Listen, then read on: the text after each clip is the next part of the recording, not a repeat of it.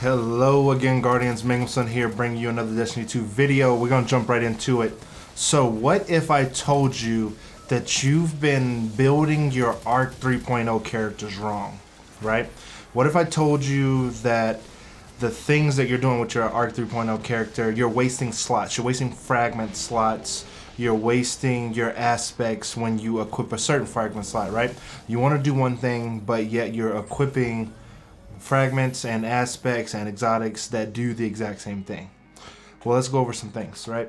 What I want to establish with you is that in the new setup for the 3.0s, the Arc, the Void, and the Solar, there's these things what I like to call, I don't know if it's a thing in the community, but I like to call a staple aspect, right? This is the aspect that is going to stay on that character. It can work without it, but for the most part your build will be hindered by taking this aspect off, right? For the Hunter, it is flow state. For the Titan, it is knockout. And these things are particular, right? These things are specific in what they say to get a certain thing done or activated, right? Do this to get scorched, do this to get overshield, do this to get amplified, right? Example, electrostatic mine, collecting an ionic trace makes you amplified. The Titan says defeat a person with a melee, you get amplified. Defeat a jolted target as a hunter to become amplified. These things, what amplified does, what does amplified do? What is amplified overall, right? How do you become amplified, right? You can use these aspects to become amplified, but there are also other ways to become amplified, such as the example in the background right now. Defeating a few targets in the background makes you amplified, right? If you use your aspect, right? If you do the thing that it says to do, collect the Ionic trace as a Warlock, you will become amplified. Kinetic weapons that are stasis and so on and so forth do not make you amplified unless you have osmosis going. When you defeat red bars, you defeat 3 of them, you become amplified. But when you defeat a yellow bar, a major enemy, you will automatically become amplified, right? You see the amplified timer, you see that it reset. When I defeat a major target, I become amplified yet again. This amplification can continue to stack and refresh itself over and over and over again, right? So when you go out there into the world, do you need to build into amplification? Not really. And what does amplified really does? Well, amplified states that you move faster, you slide further, and you have increased weapon handling. These are all important when it comes to the amplification process. It gives you plus 50 mobility, doesn't go over 100, gives you slightly better handling, and gives you a slightly longer slide.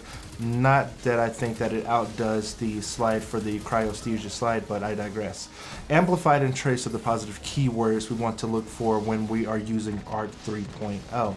Trace, ionic traces, that's the positive buff. You get your ability energy back every time you collect an ionic trace. It doesn't give you super energy. And you want to also enact the negative debuffs on the enemy, right? So what are the negative debuffs for Arc 3.0? We have Jolted and Blind. Jolted is something most people are familiar with. That is the chain lightning damage that your Arc energy is going to do. Your Arc grenades get jolted. Many people use this jolted aspect, the jolted fragment, to your Arc grenades make targets jolted or whatever like that. But do you need to use this and that aspect, right? Flow state with the Hunter, defeating a jolted target makes you amplified. Again, knockout with the Titan, defeating targets with melee attacks starts health regeneration and makes you amplified. Warlock, electrostatic mind, collecting an ionic trace makes you amplified. Defeating targets with arc abilities, defeating them with jolted, blinded targets creates an ionic trace. All that creates an ionic trace. So the Hunter thrives off of negative debuffs against the enemy. The Titans, they specialize in close quarters combat with enemies, right? Getting that melee off, wanting to close that distance.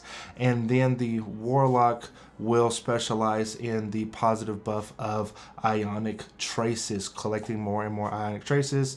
Hence what the exotics that they have going for them actually really do exacerbate. They do elevate them to a new level. So Spark of Shock, your arc grenade jolts targets. And then we have Spark of Ions. Spark of Ions says defeating a jolted target creates Ionic trace. Most people put these two things on and then they figure out the other two fragments. But Electrostatic Mind says defeating a target with arc abilities, defeating jolted or blinded, creates an Ionic trace. Collecting Ionic trace makes you amplified. So why do we need to put on Spark of Ions to create double the Ionic traces? Kind of, sort of, you know what I mean? It only gives you a 10% little bump, but do we really want to keep that? And Spark of Shock, your arc grenade jolts targets. Killing a jolted target will give you one Ionic trace, but if you were to take it off, you will still get the Ionic trace, defeating them with arc abilities. Now, defeating a jolted target makes you amplified for the Hunter.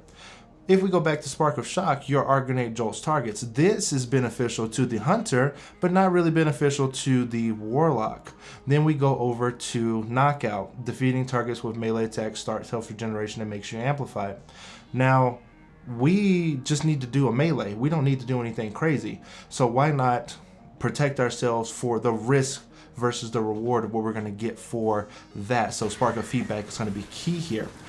So we're going to wrap this up with a nice little bow on top. So what are the key points I'm trying to make here? The Warlock, the Hunter, the Titan. The Warlock in the build is not using Spark of Shot. It's not using Spark of Ions in the whole build. The Titan that I'm utilizing, it is using Spark of Shock, but it's not using Spark of Ions. And the Hunter in the video is going to be using Spark of Shock and Spark of Ions. And you're going to see me generate orbs. You're going to see me utilize my super. You're going to see me utilizing different grenades outside of the normal of what that class would do. I don't know if you've ever seen a Warlock with a spike grenade for the Void subclass, but they are quite deadly utilizing the spike grenade in the Warlock class. If you ended up getting anything from this video, if you ended up learning more about Arc 3.0 and making a build or putting together your aspects and your fragments, go ahead and let me know. Let me know in the comment section below. You can follow me on Facebook, Twitter, Instagram. I have all those social medias. The thing that I want to plug in the most is the deep dives for the Arc 3.0, Solar 3.0, Void 3.0, Stasis 3.0. They are coming out. This is the first one, the Arc 3.0 deep dive, as I see so many people utilizing the wrong aspects and fragments when it comes to build crafting and build making. Yes, Scorch is good, Incandescent is great, Volt Shot is amazing, and making jolted targets makes the build seem fresh, makes it seem fun. There are things that you will want to equip and things that you want to utilize with your build, but they're not necessary. They're not staples in your build, unlike some of the other points that I went over in the video: Electrostatic Mind, Flow State, Knockout, things like that. Utilizing your aspects and fragments are key, and building your character correctly and utilizing the right exotics is the thing that I want to hammer home the most when it comes to these types of videos, helping Guardians out there create bigger and better builds to have more fun and have a different variety of skills and assets available to them as they go and play Destiny 2. Now, if you guys do like the video, go ahead and leave the like button. It doesn't hurt anything. And if you did enjoy the video, I'd like to thank you for your viewership, and I'd like to thank you for your time. Hitting that subscribe button will really help me out trying to get to 500 subs.